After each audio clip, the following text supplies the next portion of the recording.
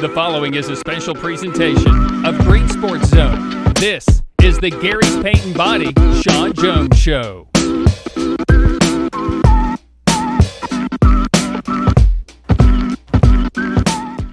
Welcome back to Green Sports Zone. Welcome back to this week's edition of the Gary's Paint and Body Shop Shawn Jones Show, where we cover everything upon Rebel Hill with the South Green Rebels football team. We'll cover the preseason activities that the Rebels competed in, the Jamboree in Carter County against Hampton this past Friday night, and preview their opening game hosting Morristown East this Friday night. But first, we need to get a break in first, so stick with us and we'll cover all that here on Green Sports Zone. The Gary's Paint and Body Shawn Jones Show, brought to you by Gary's Paint and Body Shop, the IHOP at Davy Crockett TA Travel Center, Ashley Drug Center, Gateway Ford Nissan, and by Tommy's Plumbing. Welcome back to Green Sports Zone. Welcome back to this week's edition of the Gary's Paint and Body Shop Shawn Jones Show, where we cover everything on top of Rebel Hill with the Rebel football team. As always, I'm joined here with South Green head coach Shawn Jones. Coach. Hello. Good to see you again. Thank you. I got paint all on my hands, but hey. That's all right.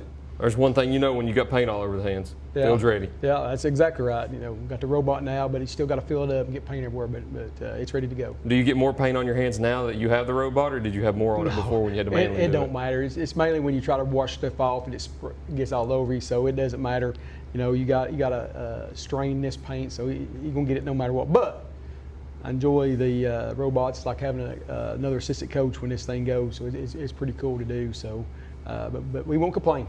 Good that you did it now, or earlier instead of now. Well, you know, the thing about it is we got two in the county, and each high school, you know, West Green and North Green shares one, and Chickadoke and I do, and we both play this week, so I had to get mine done today on Wednesday, and he'll do his tomorrow, but that's okay. And there's only one other game this year that we both have to have, and I don't think North Green and West Green have. You know, they don't overlap, which is pretty cool. You know, they don't have to, you know, two schools use one of them, so that's pretty cool the way it's worked out. Last couple of years, this second year we've done it, but it's interesting to see it go. So maybe one day, I think maybe you filmed some of the robot movie. Hey, check out Relentless Rebels as always. You'll have a clip on there of it. All right, there you go. Cool. All right. Well, let's talk about the Jamboree a little bit. You competed against Hampton this past Friday night at Unaka in Stony Creek.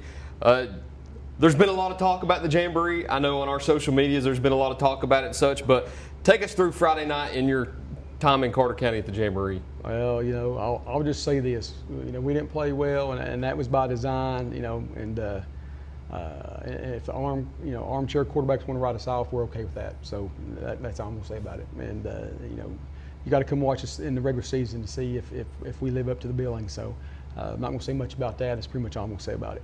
I've talked to other coaches about Jamborees also, and every coach seems to have a different idea going into Jamboree. And I think your idea is, I think you've coined it as a dress rehearsal before, to get out there, get everybody in pads, make sure everybody's lined up correctly. It seems like that's how you still treat Jamborees also, and I think it's something that people have talked about with South Green in the past too, and that's been the injury issues. I think that's something that you would talk to the boys about afterwards also in the post-Jamboree huddle. So what is your idea when you go into a Jamboree, and how do you treat a Jamboree? Well, to me, it really depends on what you've done in your preseason. You know, we had 3 tough scrimmages, and you know, we was banged up a little bit with Nash being out. So we just said, you know, we know what kind of team Hampton's going to bring to the table. So you know, usually when we get physical with Hampton, it's late in the year. So we just said, hey, we're going to go out there, give you one series on each side of the ball. You know we're not going to run it between the tackles. We're going to throw it ever down and see what happens. And let that 3 guys in the whole time. And now, of course, people was going to say that, you know, that first series you didn't do too well. But again, we were doing some stuff that we normally don't do, and we didn't prepare. And we did that on purpose. You know, we're preparing for the first game all last week, and we told the guys we knew what we was going to do. So again, we don't put too much stock around here in the Jamboree. Now, if you're at game 1, 2, and 3, and you're saying some of those things, then yeah, we'll get worried. But until that happens, we're not going to be too worried. You spoke about 3 tough scrimmages also. Speak to me about your preseason activities, what you learned about your team in all of those. Well, the thing of it is, you know, some people stepped up when Nash went down, but the good thing is if you're one of the first 2 teams trying to get some film on us, you ain't going to have anything that we're going to do because Nash wasn't in there. And so that's a positive. Seeing who's going to step up if something happens and he needs a break or whatever, you know, that was big. You know, trying to figure out who our backup quarterback's going to be, but you know, just having Nash out there, you know, he practiced some this week, and it was a big deal him being on the field. We hadn't done anything in 3 weeks. You know, we shut him down right after the scrimmage with Granger, and so that was by design to make sure he'd be ready for week 1. So. I guess it's also what we're going to see on Friday night because Nash hadn't been out there. I mean, first play of the scrimmage season, he goes down and he's not been out there at all. So, and like I say, come to practice this week. So it'll be interesting to see what happens. We feel confident in what we got, but we're just going to have to line up and play. That's what they say. That's why you play the game. My wife talks all the time about, every year, how you going to be? I was like, well, we're going to be okay. And she says, you say it every year, but, I believe in my guys. I always will. And no matter if we end up 0-10 or 10-0, I always believe in my guys, and I always believe we're going to win every game. And I don't know if you don't feel that way, why you coach. So again, we'll see what happens, and we'll line up and play. We're going to have a tough matchup here in the first week, and we'll talk about that later. But we're excited. When you've got a playoff streak going on like you do have, I guess you have been doing pretty all right the past few years. Well, I think so. This is my 6th year back. Head coach, and we've not missed a playoff since, and it ain't going to happen this year with just 4 teams. That's right. That's going to be for sure, no matter what happens the whole season. So we're going to get at least 11 games, and just hope that we're there in the end, healthy, and can make a run. And that's what you talk about in 2A football. And really, you look at NFL teams and college teams. They see some of the same stuff too. They got bodies, but do they have talent? Yeah, the guys that they need. If somebody big gets hurt. So, the injury bugs bit us the last few years. At the end of the year, it seems like, it's always crazy. Hopefully, we get it here at the first of the year. We've had some sickness this week also that's going around. Hopefully we can get rid of all that stuff and make it through a good year. But, with the quality of competition we're playing, we're starting out with 6A, 5A, 3A. So, we got to make it through that before we get into the conference schedule and see what happens. So we're excited to get going. We're excited with the kids we got. We're excited to see them grow and become good football players. Now can we do it on Friday night so everybody else can see it? We're 2 nights away from Friday night now when South Green will play their first ever 6A opponent in Morristown East. But before the Hurricanes come up here for the battle on Rebel Hill, we need to get a word in from our sponsors first before we talk about that. So stick with us. Thank you for all of our sponsors for helping us do what we do. We'll be right back here on Green Sports Zone.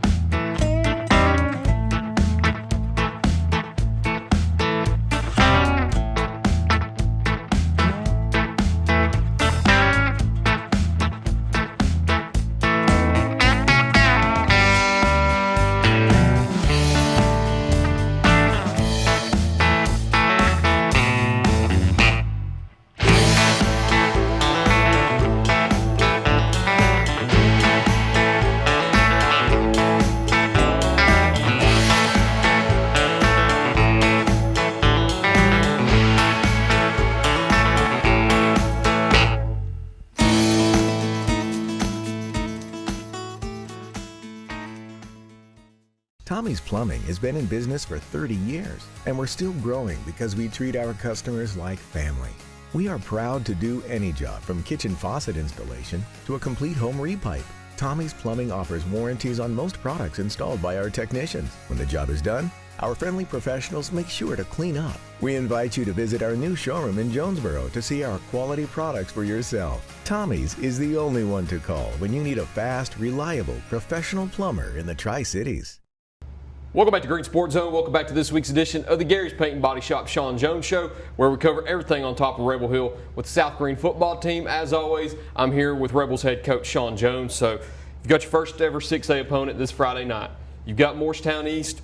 We're just a little over 48 hours away as we're recording this. You've seen them a little bit earlier this year at Carson Newman and FCA camp. So going into Friday night, your first matchup of the season, what can we expect? Well, from East, it's going to kind of be hard because they lost, I think, all 10 starters on offense last year. And I think they got 3 starters back on defense, so it's going to be a new team. But we know, 6A, they're going to be a tough opponent, and that's why we scheduled them. When people come calling in here, these bigger schools, we don't shy away from it.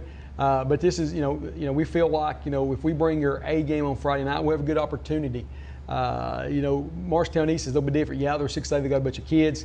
But when you talk to their coaches and stuff, the demographics in the school causes not a lot of football players. Although they got 80, So you know, they talk about, you know, the talent can match up with us, and that's what we feel like we could take advantage of. But, you know, on that side, with 80 kids, you know, we worry about attrition on our side. You know, we were bringing in here probably going to dress 36, 37 Friday night. We always do that. So again, it's going to be a challenge for us, but one we're looking forward to.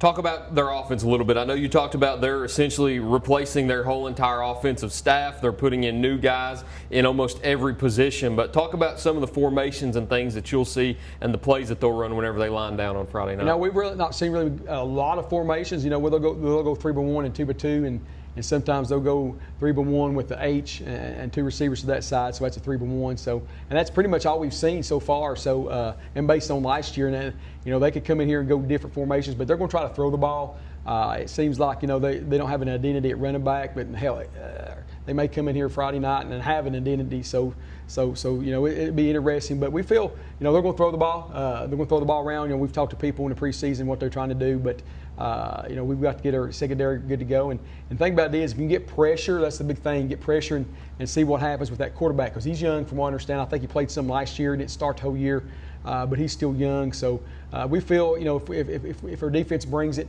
you know, we'll see what happens on that side of the ball. But we feel good with what we got. You know, again, got to make sure you know, we're in shape, and got to make sure that we don't hit the injury bug, and we'll see what happens Friday night. Flip over to the opposite side of the ball now, their defense. What can we expect whenever their defense steps on the field? Well, you know, their front five, and I say five, they got 3 down linemen and 2 backers are pretty daggone good.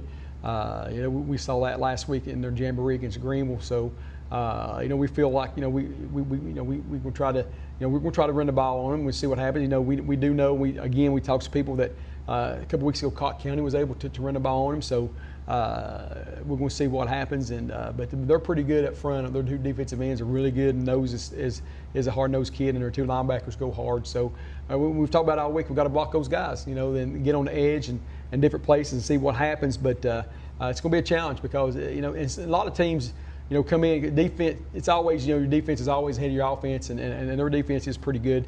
That's where they do have 3 returners.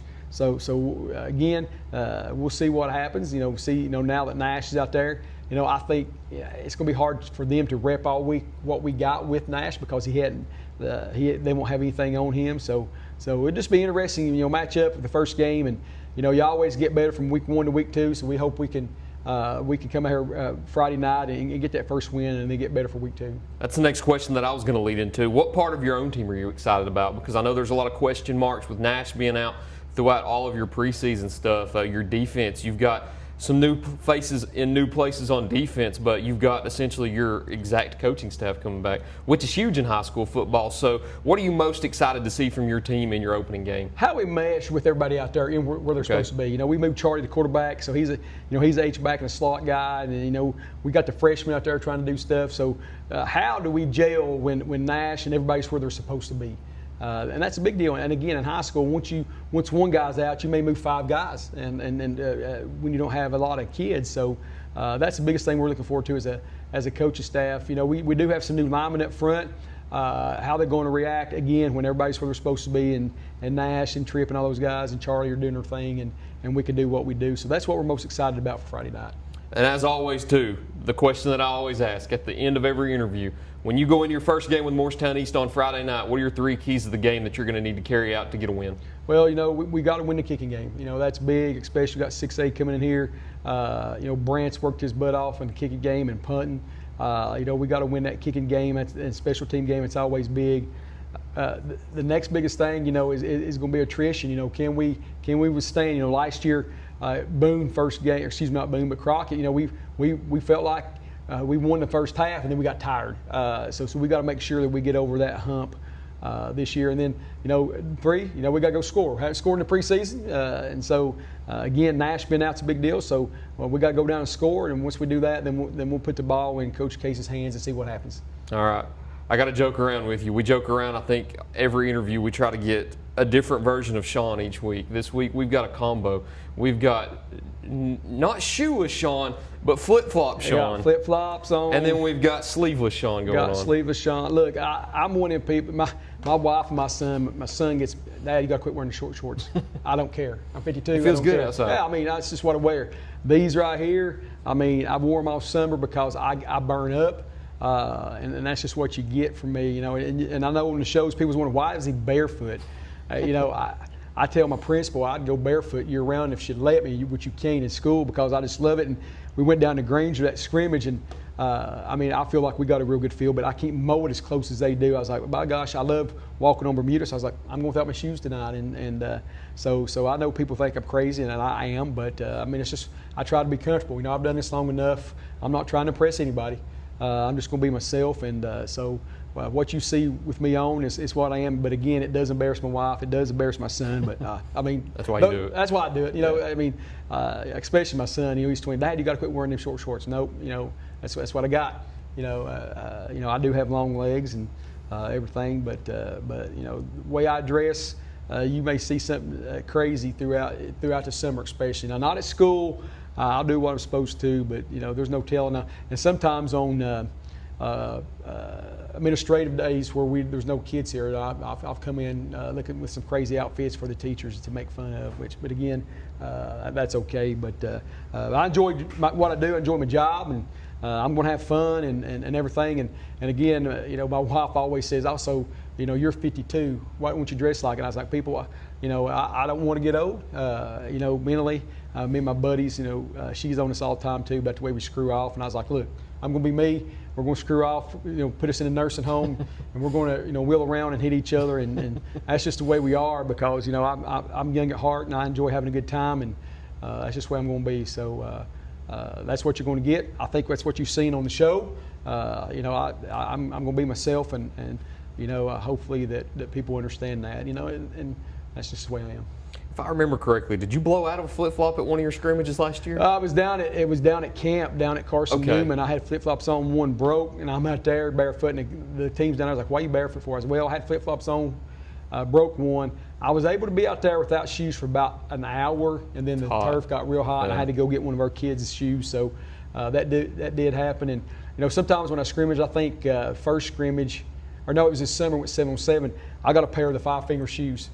I'm telling you, yeah, the most comfortable shoes. They're actually shoes, and those coaches down there at Gatlinburg and Norfolk was at 7-on-7. He's like, "What do you got on there?" I said, "They're shoes." Man, I've thought about those. I don't know if I can wear them out in public. I was like, well, you know, me, you know, they're comfortable, and so I do have those. I won't break them out on Friday night, but I break those out sometimes in the summertime at scrimmages and stuff. So, but you never know what you're going to get with me.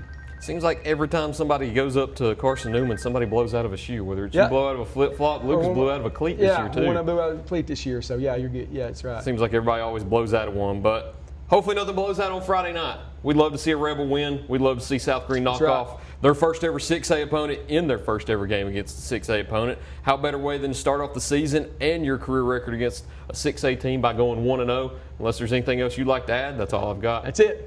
Go Vols and Cowboys. We got to sign Pearson. I'm going to quit watching him. I've already talked about that. Hey, there's a new show on Netflix about the Cowboys now. Oh, I saw that. But America's Team. I can't stand Jerry Jones, so I don't know if I'll watch or not. Understand that completely, Coach. That's all I got for you. Thank you. Don't forget to watch Relentless Rebels every Friday night. Maybe potentially moving to another night soon, because of course you got to come out to Rebel Hill. That's right. And support the Rebels on Friday night. So stay tuned to hear more on that. But as always, thank you all for watching this week's edition of the Gary's Paint and Body Shop Shawn Jones Show.